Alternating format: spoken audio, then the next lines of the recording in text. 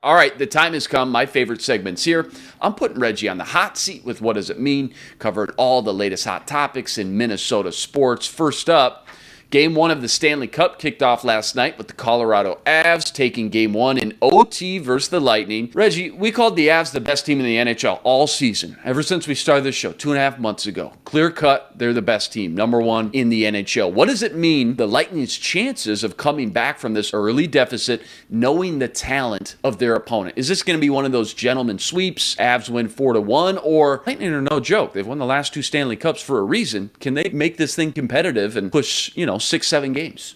Absolutely. I think this series is going at least 6 games. Based on what happened last night alone, they get out to the 2-1, 3-1 lead, and all of a sudden you're just like, like the Avalanche, goodness gracious, this team is just far and away the best team in hockey. And then all of a sudden, the heart of a champion, the Lightning, come back and tie that thing up, and it goes to OT, and you're just like, man, like never underestimate the heart of a champion, because, 2-time defending Stanley Cup champions, and like this team doesn't mess around. They've looked dead in the water a few times during this postseason, and they've come back. The Maple Leafs, I remember how that started in that series to start the playoffs. The Rangers series, you're just like, oh man, is this it? Is this the team that's going to take them down? They finally got to Vasi, and all of a sudden they just turned it on and whooped up on the Rangers to end that series. It was just like, dang, like they didn't even have a chance. It looked so promising at first, and then they just took their hearts from them. And so I think because they have that championship pedigree, I think they're going to be in every game, and they are going to do what they have to do to push this to 6 or 7 games. And we need that, okay? Like, we're not ready for this to be over that fast. Like, nobody wants to see a gentleman's sweep, maybe except for the people that live in Denver and Colorado. Like, nobody wants to see that. Let's go 6, let's go 7.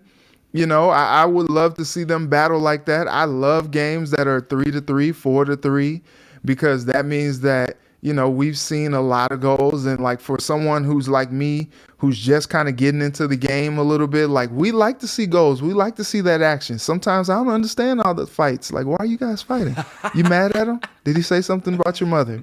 Like, I don't know. Like, this guy owes me $20, man. Did he say something about your wife? Like, I don't understand. Why are you punching him in the face? Probably. But did. like seeing the goals being scored like that, like it's very exciting, and like the pressure, you could feel like the tenseness of the series, just like when the playoffs come, it's just that extra level of intensity that's really fun. And so I really enjoyed that game last night, and I'm looking forward to seeing at least 5 or 6 more of them.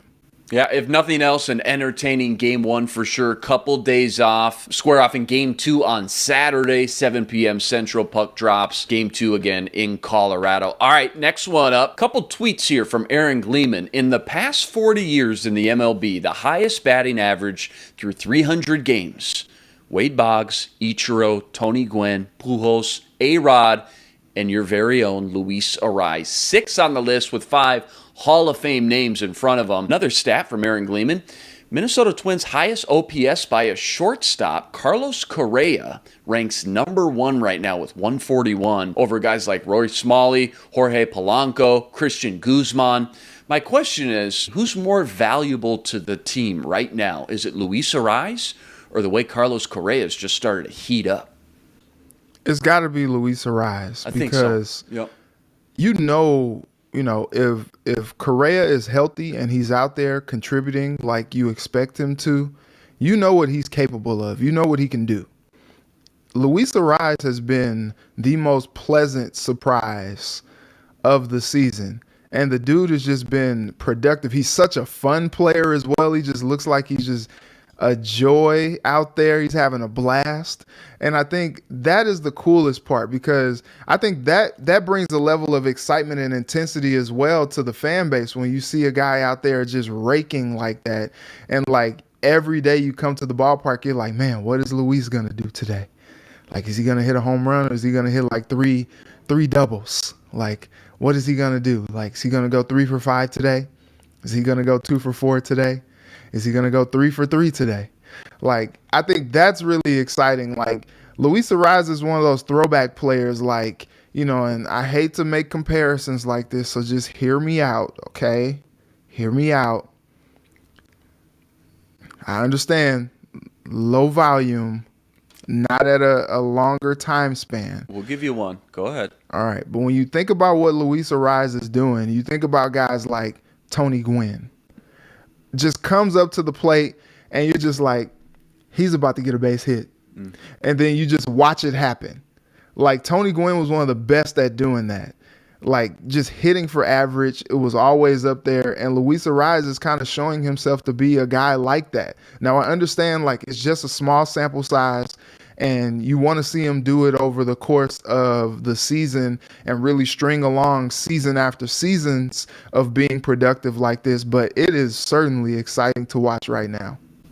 Yeah, another fun stat, Carlos Correa. He hit 167 in his first 16 games for the Twins. He's hit 388, 447, 583 in 25 games since then. Correa now has the second highest OPS of his career. That's all fine and dandy. That's great. That's a lot of fun to watch him heat up and start to play to his potential. But when you're talking about Luis Arraez, as you mentioned, we're talking about not just a good season. We're talking about historic season. And when you're getting flung out with names like, as you mentioned, Tony Gwynn, Ichiro Suzuki, Wade Boggs, A-Rod, even Joe Mauer, another local legend, you know you're on to something truly special. And it's a lot of fun to watch both these guys obviously heat up and just have the seasons at their season. But Luis Arraez right now on another level in baseball and clearly the more valuable player to his team, that's for sure.